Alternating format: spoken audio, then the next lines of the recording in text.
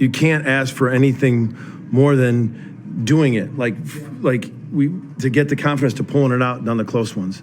And 2 out of 3 we've done it. You know, Kansas that went that way, but Texas Tech we ended up pulling it out all 5 games. I was just talking to the West Virginia assistant. They could be 5-0. We could be 5-0. That's nuts. So it's going to come down to such little things. And I thought they did a great job of making some adjustments to really, you know, ISO and some mismatches. He's one of the best at ISO and mismatches. They did some really good stuff in the second half. But I thought the 2 stops we got under a minute. Remember, I've been talking to you guys a lot about timely stops. They were on kept the ISO and get to the free throw, ISO making tough shots. And then we finally got 2 stops.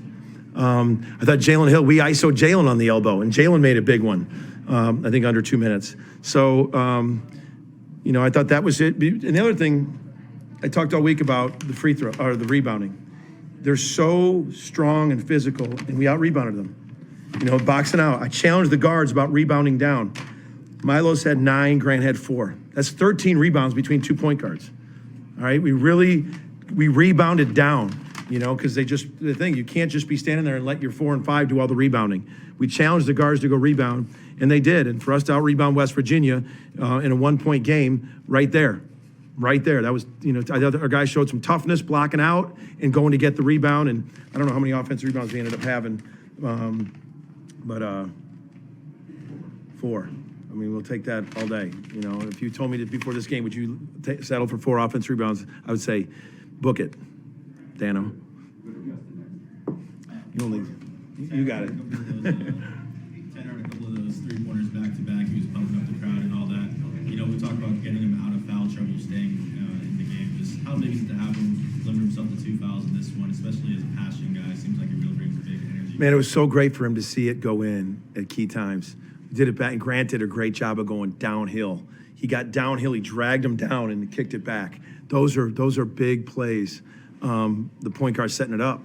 And sometimes we haven't been doing that, giving them, getting enough distance to where it's hard to help. And I thought Tanner slowed down with confidence and drilled them back to back. And it was great to see them, It was funny because I watched the West Virginia game last year here. I watched just the last four minutes. Go back and look at that. Tanner hit 2 huge threes down the stretch last year in this game. So, hopefully we need him. I think he only took 2 shots. He was looking to pass and facilitate so much that I'm glad he hit that, because we need Tanner to score. We don't need him taking 2 shots, but I thought it was great for him to see it go in. Talk about those stops down the stretch, 72-70, even with that smaller lineup, Ortega, CJ good in there, forced to miss 3. But what'd you kind of see to be able to have the trust to go with kind of the small? They went small. They put Trey at the 5, and they took Bell out, and then we went a couple possessions. We were trying to switch 1 through 5. Tanner gapped them, but then they hit a 15-footer. I mean, give them credit. They hit it. But then we decided to go small because we were switching everything. Because they were, if Mitchell was setting a ball screen and we were doing a ball screen coverage, they were popping them. So it was a little bit of a, going small. Then we went small. We tried to go big on offense. We were trying to play offense, defense with Tanner a little bit. So it was a little bit of back and forth. But they did a great job of spacing you and getting downhill. Mitchell, the improvement I've seen in him, I mean, he literally is a double-double guy. I don't even know his numbers tonight. What did he end up with tonight? 16, Mitchell did? Man, and I thought Toussaint off the bench. For him, that's back-to-back games. He had 20 against Baylor. We knew he came coming in. He had 20 against Baylor, 14 tonight. I thought he was terrific. I thought he was terrific as well. Seems like, it's 5 games now. They've all come down to the wire. What are some of the patterns you're seeing here in the final 5 minutes of games for you guys? The late surge here, late surge the other night. What are you seeing in those final minutes for these games? The final minute. Think about the Iowa State final minute. Grill hits that 3, and then they got the other one with the ball screen coverage. They back-to-back baskets. We got back-to-back stops in the last minute. And it's going to come to that. Kansas, same thing. We missed a timely three.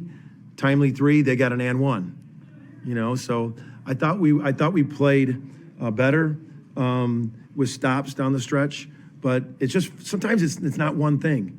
sometimes you just got to find a way. There's a million things that are going to win or lose you a game in that last 3 minutes. I mean, I could go back to a lot of different things. Here's one with Grant. Grant got that rebound with 6.7 seconds, and he knew we had the jump ball, and he knew we had a thing, and he held it. And it was like two more seconds went off before they got him. It was smart.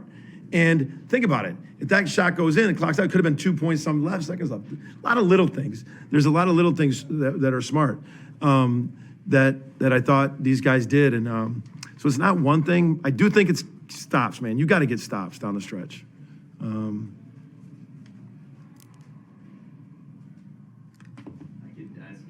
ask you about Los every game, I guess, but 38 minutes today. I know I can't. I mean, God dang it! I got to get him a rest. I got to get him and Grant a rest. But he was able to go downhill so fast. Like when you're up in him, he's got that long first step, and he can do some things. You know, he had 9 rebounds, 11 was 5 assists. So, you know, I thought he was gave it's just hard. He's 5 for 7. He had 11 points on 7 shots, 9 rebounds. Super efficient. Super efficient. Ask you about Grant, finished with 22, maybe not his best shooting performance, but he makes up for it by going to the line 11 times. Just how big was that? And, you know, to add the 4 rebounds and 5 assists, just his all-around game, how big was he? You know, he was big. You know, the 5 assists I really like. That's 2 games in a row. Or Texas Tech, he had 6, right? He had 5. So, man, we're better when he's in that 5+ assist category because they're keying on him and then he can give it up. I mean, I know he missed some shots that he wish he had back, but the bottom line is he wants to get to that foul line at the end. And he's just an outstanding free throw shooter, and so he was, you know, getting to that line is a big thing for him because he's good. At the end of the game, it gives us all confidence. Even though he went from 2, I'd go 100 times in a row to him. We'll go Bob, then Barry. Yeah, Porter, we talk about CJ with his offense looking more in control, but he was a key part in getting one of those stops going down the stretch. How does that show him becoming more of an all-around player? You know, we had confidence in him in the 1 through 5 switching, you know, I love CJ. Right away. Sometimes he knows he made the mistake before I tell him. You know, he's right. I look back and I'm like, and he looks right and goes, ah. But he has a strong chest, and when he gets you sliding his feet, and he kind of levels you off. It's great to see him continue with confidence. You know what I like? He made a really good assist. Like a really good assist. That's not just one of those reverse the ball, guy hits a 3, you get the assist. That's not one of those assists. He had a paint touch assist. You look at CJ, I think it was a drop off to Sam or somebody, maybe Jalen. Was it Sam? I thought he made a nice assist. It was good to see him knock down 2 threes. You know, it was solid. It was super solid. We'll go Barry next. Hey, Barry. How has he changed your perception of how good this team can be with his development? It gives you when they're like they're so much on Grant on the ball screens. You know, it gives somebody else that can go downhill to where you're not. If Grant has to handle it for 40 minutes, which kind of sometimes, I mean, the first game of the year, you're just completely worn out. Remember Grant was cramping in that first game of the year? I mean, it gives you something that he's not having to do all of that every time. You know, and same thing with Bijan helping him out. And I just think you're better with multiple guys at this level. When you got defenses as good as the Big 12, you got to have a couple guys that can relieve pressure, handle the ball, handle this kind of just grit defense. And Los's confidence to go by guys, make the right pass, assist, just eases up everybody, especially for Grant. Myron. Kind of hit on what I was going to ask you because Grant's your best offensive player. Milos can get to the rim, but Jalen's the guy that broke the free throws and got a big bucket. Who are you looking for when you need to get it done? Is it open? Is it? Yeah, it really kind of depends. But the good thing is, I know I got confidence in all. We went one time with ISO with Grant on a high ball screen. One time we did this little thing for Jalen, and he went and scored a basket. I think Los does. So that's the good thing is that I think we got a couple different guys bending on what they're doing that we can go to. You know, when it's just you only got one, they can just really do your defense. But I think Jalen's really getting confidence. And I think he's better in small spaces. Sometimes ISO and Jalen behind 3-point, it's a couple more dribbles in there. But when he gets that 1-2 quick spin dribble, when he catches that in that block, elbow, around that area, he's been really good ISO. If you've noticed, we've ISO'd him a bunch and kind of spaced him down there a lot recently. But I feel confident in all of them. Okay, we'll go Josh. Yeah, Porter, I got to ask you, you got your first tech today as head coach at Oklahoma. How did it feel to get off the schneid there, get your first tee? God, I don't know if I really went into it going, I got to get off my schneid today. I don't think that was my intent. You know, I don't love getting technicals. It's not who I am. And it happened. Like my assistants told me, Porter, move on. And that's what you had to do. It's good advice. But I don't love it. I mean, I know Coach Hugs doesn't either like to get technicals, but it happens. On a serious side of that, do you feel like that can, when something like that happens, it pumps up the guys a little bit, pumps up the crowd, it can work in your favor? Yeah. Happened in Lawrence. We have to just a couple more questions. We'll stay in the back row and go to James to close it out. Yeah, just You wanted that quote.